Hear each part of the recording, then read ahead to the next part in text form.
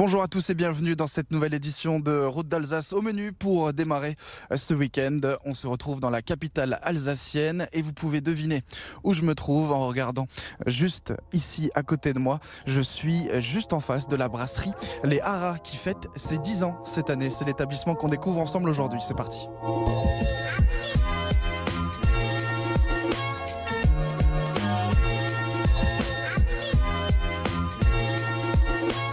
La brasserie Les Haras doit son nom à son héritage, acquis au XVIIIe siècle, lorsque cet endroit était le siège de l'Académie municipale d'équitation, avant de devenir le Haras royal de Louis XV. 3 siècles ont passé depuis et l'endroit est devenu un lieu unique en son genre, où l'histoire rencontre la modernité. Nous avons eu la chance de pouvoir exploiter ce restaurant grâce à l'IRCAD, le professeur Maresco, qui, il y a quelques années, s'est dit voilà, nos chirurgiens viennent se former, il y a 5 à 6 000 chirurgiens qui viennent se former chaque année à Strasbourg, ils sont envoyés dans différents établissements, pourquoi on ne pourrait pas, nous, les accueillir de A à Z? Donc il y a eu ce projet de complexe hôtelier, où la gestion hôtelière a été donnée à la Sogeo et à la famille Eberlin ici à la brasserie. C'est ce qui fait cet établissement, en effet, puisque j'ai commencé à parler plus du bâtiment que de la nourriture. Alors, la nourriture, pour nous, c'est le plus important, mais de nos jours, il faut apporter un petit plus, il faut apporter une certaine expérience, à mon sens, et quand on peut se le permettre. Là, on a un établissement classé au monument historique, donc il faut apporter un petit plus. Alors, le bâtiment est déjà magnifique en lui-même, avant même la rénovation, mais il a fallu créer ces flux à l'intérieur, cette ambiance, cette décoration, ce côté chaleureux, cosy, qui déjà fait qu'on est, avant même de manger, en fait, on est bien, on se sent bien. Une fois que l'on a passé l'entrée, monté cet escalier monumental et que l'on s'est installé dans cette pièce à l'ambiance tamisée, place à la dégustation. Au menu en ce moment, les meilleurs plats servis au Haras depuis le commencement, il y a 10 ans. Aussi bien le foie gras que le pâté 4 viandes, pâté en croûte 4 viandes, le saumon gravlax au radis d'haricot et wasabi, la bouchée de cuisse de grenouille, la bouchée à la reine, le burger d'agneau, voilà, il y a pas mal. Le plat qui revient vraiment régulièrement ici, ce sont les riz de veau. Le cœur de riz de veau donc, qu'on cuit au beurre noisette, bien croustillant, accompagné d'une poêlée de champignons, un peu de croquant avec les pois, un bon jus brun avec et une bonne purée bien lisse, bien beurrée. C'est un plat convivial, chaleureux. C'est ce qu'on veut, c'est ce qu'on donne ici, c'est ce qu'on veut transmettre ici. Un anniversaire célébré jusqu'au bout du repas avec les desserts. Avec notamment un café gourmand qui reprend sous forme de mignardise. C'est pas juste on prend une part comme dans d'autres établissements et on fait un petit melting pot. Nous, c'est vraiment des petites mignardises qui reprennent tous les desserts de la carte pour en faire le café gourmand.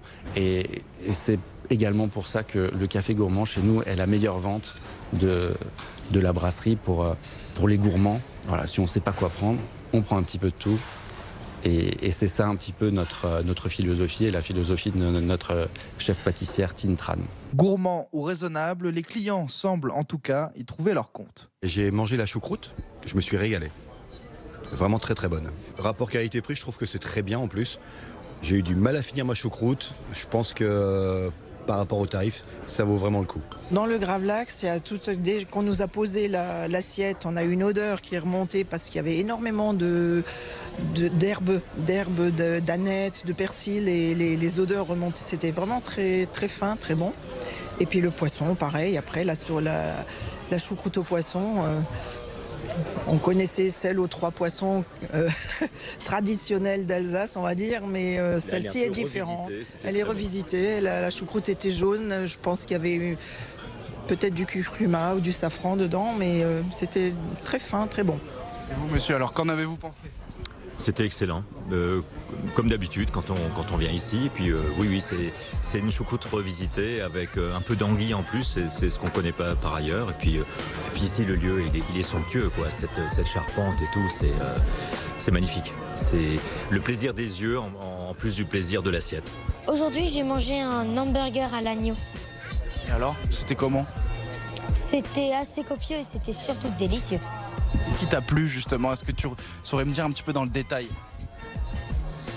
J'ai trouvé la sauce très onctueuse et ce que j'aime bien, c'est qu'elle était extrêmement épaisse. Donc pour les papilles, c'est un vrai régal. Pour vous aussi découvrir ce lieu unique en son genre et le meilleur de sa cuisine depuis 10 ans, vous pouvez vous rendre au Hara tous les jours de 11h45 à 14h ou de 18h45 à 22h.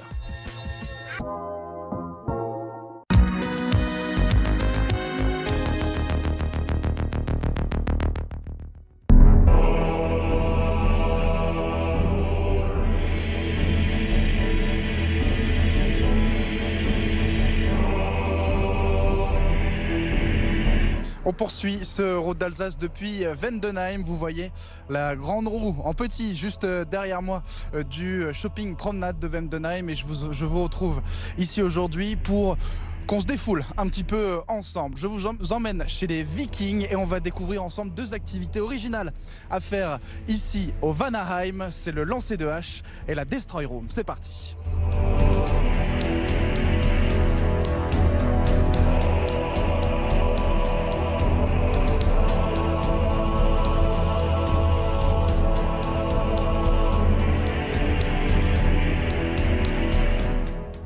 Démolir. Quoi de mieux pour évacuer le stress ou la colère? Au Vanaheim, l'une des activités phares, c'est la Destroy Room. Vous aurez compris le principe, rentrez dans une pièce où vous pouvez tout casser. C'est un concept où vous avez le droit d'extérioriser toutes vos frustrations, votre quotidien si vous vous sentez mal et tout ça, et vous avez 15 minutes pour extérioriser ça en cassant tout ce qui se trouve à l'intérieur. On vous équipe, alors vous êtes équipé avec une tenue militaire, avec des plastrons, tout un ensemble d'équipements où vous êtes vraiment bien protégé. On vous fait une grosse partie de consignes de sécurité, après vous êtes envoyé en mission. Vous avez toutes sortes d'armes, c'est des marteaux, des masses, des haches, c'est ce genre de choses, et après vous avez 15 minutes pour tout casser, quoi.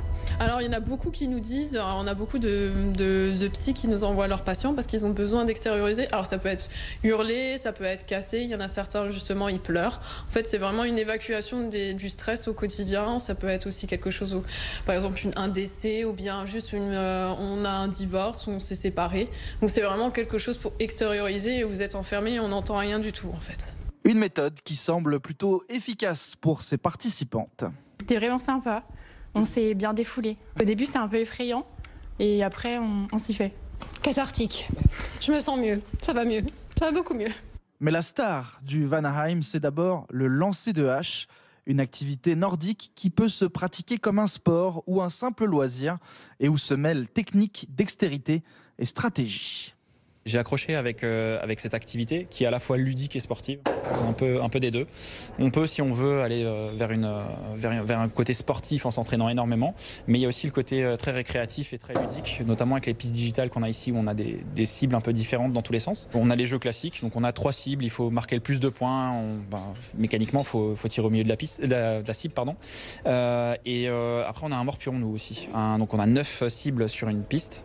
Et en fait, on a le jeu avec le morpion classique, comme on fait avec les lignes, et on remplace en fait la hache qui a planté par un fanion, et l'équipe adverse peut essayer aussi de voler en fait le fanion en plantant la hache dedans en fait, et en remplaçant la cible par la sienne, quoi. Et c'est très prenant comme jeu en fait. Une fois qu'on a commencé, en fait, on a envie de continuer, surtout sur des jeux stratégiques comme le morpion. Une fois qu'on a commencé une partie, on a envie d'en faire 10, quoi. On a un briefing qui est assez long, surtout sur la partie sécurité. Là-dessus, on est assez strict. Dès qu'il y a un débordement sur une piste, on arrête tout de suite. Et puis après, on prend aussi du temps, nous, pour expliquer aux gens comment est-ce qu'on lance une hache, parce que c'est pas instinctif. Il y a des personnes qui n'y arrivent jamais, en fait. Voilà, c'est comme ça. Mais du coup, alors, on essaie de changer de catégorie. Des fois, on donne des petites hachettes qui sont dans la catégorie couteau de lancer. Et alors là, du coup, les gens se sentent un peu mieux. Et en général, pendant le premier quart d'heure, on est très présent pour vraiment montrer aux gens. Et puis après, on leur lâche un peu la grappe. Et quand on voit qu'ils arrivent à planter, que tout se passe bien, on leur donne une feuille de score. Et puis là, c'est parti les jeux, quoi. Si les règles sont strictes pour garantir la sécurité de tous, le plaisir est bien de la partie. Les scores sont un peu catastrophiques, mais ça va, on s'amuse bien. En quoi ça consiste justement le lancer de hache? Est-ce que vous pourriez m'expliquer un petit peu? C'est très technique, hein, c'est très compliqué. Il faut prendre une hache et la lancer dans la cible en fait. C'est juste ça. Après, il y a beaucoup de techniques en fait. On s'en est rendu compte en lançant les haches. On n'est pas encore au point. Moi, je pensais juste qu'il fallait prendre une hache et la lancer. Et figurez-vous que non, ça marche pas du tout. En fait, non, ça ne marche pas. Il faut vraiment avoir une technique. D'ailleurs, du coup, le directeur nous donne des petits conseils parce que c'était catastrophique jusque maintenant. Il a eu pitié de nous, en fait. Non, vraiment, il a eu pitié. Il est très gentil. Hein. Ils étaient même à 2 à un moment donné parce que je pense qu'on est vraiment... C'est médiocre. C'est médiocre. mais on continue, hein, on continue. On a 1 heure, donc c'est bon, ça devrait le faire à la fin. Sympathique, agréable, avec un personnel très accueillant également. Qu'est-ce que vous pensez de cette activité de lancer de hache? Vous avez déjà fait ça une fois dans votre vie? Alors, quand je suis allé au Québec, je pensais ne l'avoir fait qu'une seule fois dans ma vie, mais vu mon grand âge, je suis content d'avoir pu le faire au moins une 2e fois. Et le lancer de hache, je trouve que c'est effectivement soit le nord ou l'est. J'habite à Toulouse, dans le sud-ouest. Nous n'avons pas de lancer de hache. Nous lançons autre chose, mais nous ne lançons pas de hache. C'est très technique, il faut être très détendu, très relâché. Et effectivement, c'est une de mes caractéristiques. C'est super, c'est intéressant et puis ça défoule un petit peu parce que après une réunion dans une salle toute la journée avec tous ces hommes-là, il faut un petit peu se défouler quand même. Alors si vous avez besoin d'évacuer la pression, vous pouvez vous rendre au Vanaheim tous les jours de la semaine, mais rendez-vous d'abord sur le site internet 12escape.com pour réserver votre activité.